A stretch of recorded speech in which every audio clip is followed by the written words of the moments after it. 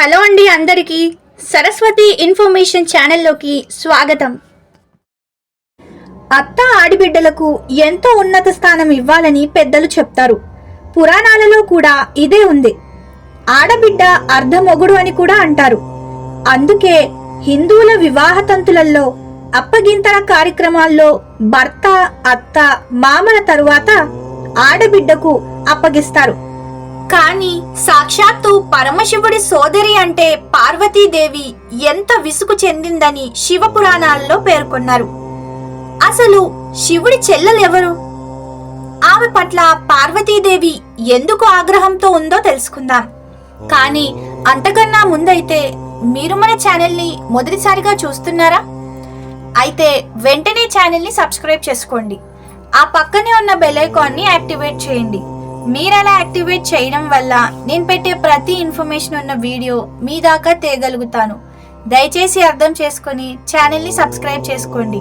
కొత్తగా ఈ ఛానల్ని చూస్తున్న వారు తప్పకుండా సబ్స్క్రైబ్ చేసుకుంటారని ఆశిస్తున్నాను. అలాగే ఈ వీడియోని చివరిదాకా చూశాక మీ అభిప్రాయాలని డెఫినెట్ గా కామెంట్ బాక్స్ లో కామెంట్ చేయండి. నేను ప్రతి ఒక్క కామెంట్ కి రిప్లై ఇస్తాను. ఇక ఏమాత్రం ఆలస్యం లేకుండా అసలు కథలోకి వెళ్దాం.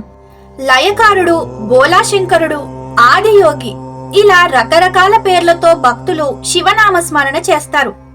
భక్తి శ్రద్ధలతో మంచి మనసుతో పూజ చేస్తే శివుడు భక్తులు కోరిన కోరికలు నెరవేరుస్తారని నమ్ముతారు.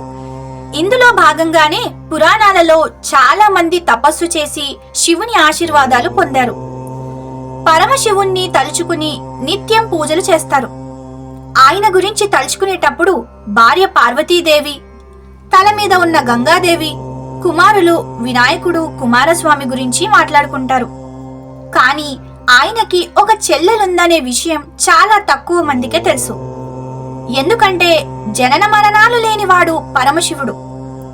ఆయనకి చెల్లెలెలా వచ్చింది అనుకుంటారు. కానీ శివుడి చెల్లెలి గురించి పురాణాలలో ఒక కథ ప్రాచుర్యంలో ఉంది. శివపురాణం ప్రకారం శివుడు పార్వతీదేవిని వివాహమాడిన అనంతరం కైలాసానికి తీసుకుని వస్తాడు. శివుడు నిత్యం ధ్యానంలో నిమగ్నమై ఉంటాడు. కైలాసంలో అందరూ మగవాళ్ళు ఉండేవారు. తనతో మాట్లాడేందుకు ఒక్క ఆడతోడు కూడా లేదని చెప్పి పార్వతీదేవి తన బాధని శివుడికి వెళ్ళబోసుకుంది. ఆ బాధ తీరాలంటే తనకి ఆడపడుచు ఉంటే బాగుంటుందని మనసులో కోరిక చెప్తుంది. సరస్వతీదేవి తనకి చెల్లెలు వరుస అవుతుందని శివుడు చెప్తాడు.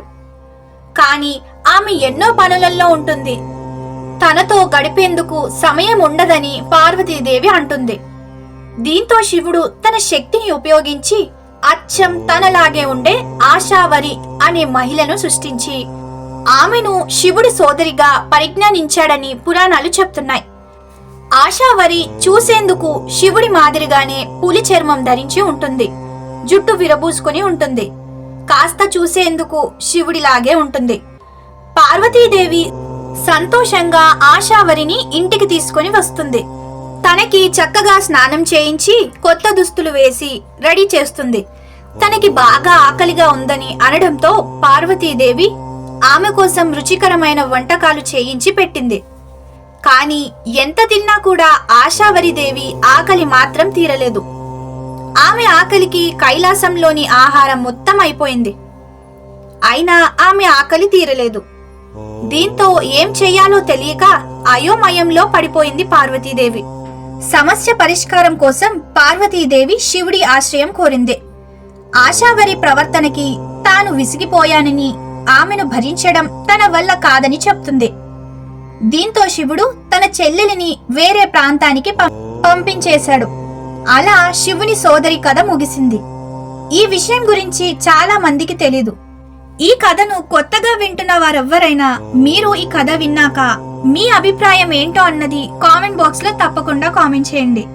ఇక ఈ వీడియోని చివరిదాకా చూసిన ప్రతి ఒక్కరికి thank you for watching this video.